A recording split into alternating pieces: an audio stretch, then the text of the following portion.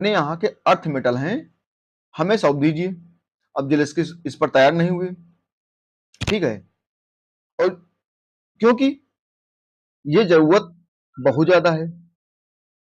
जितनी भी टेक्नोलॉजी होती है, रेयर अर्थ मेटल की ही ज़रूरत पड़ती है। इवन इलेक्ट्रिकल व्हीकल से लेकर बड़े-बड़े वाहनों पर जो चिप्स बनती हैं, चिप, उनके बिना कोई काम होता नहीं है।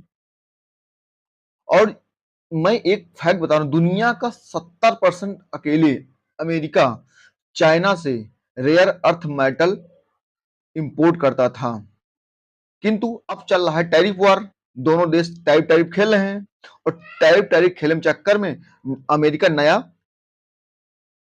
ढूंढ रहा है कि भाई अब जाहिर सी बात है, अगर 245% अमेरिका ने इन पर टैरिफ लगा दिया है, तो उसे एक दूसरी जमीन तलाशनी होगी।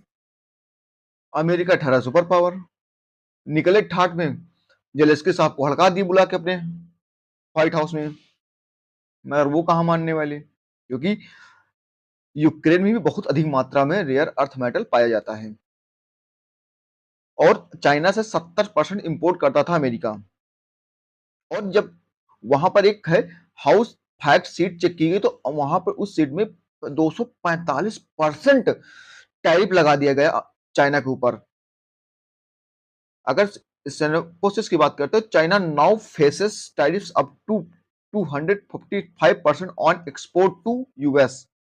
ठीक है, एक्सपोर्ट जब एक्सपोर्ट करेगा तो 245%। अच्छा, एक छोटी सी गुजारिश है कि इंपोर्ट और एक्सपोर्ट होता क्या है? तो इंपोर्ट बोलते हैं आयात करना, और एक्सपोर्ट करते हैं बेचना, ठीक है? तो जो चाइना अपने यहां से 70% रेयर अर्थ मेटल, और विश्व का सबसे ज्यादा अगर अर्थ मेटल है तो वो चाइना के पास है, तो इंपोर्ट करता था किससे? चाइना से 70%, और अपने यहां पर डंप करता था। ठीक है, अब 200% टैरिफ लगा दिया गया है, क्लियर? और 245% टैरिफ का मतलब है कि अगर कोई 1 रुपए की सामान थी, 1 रुपए का था, तो 245%। और अच्छा, ये लगाया क्यों जाता है? अपने यहाँ की बाजारों को बचाने के लिए। मगर ट्रंप के द्वारा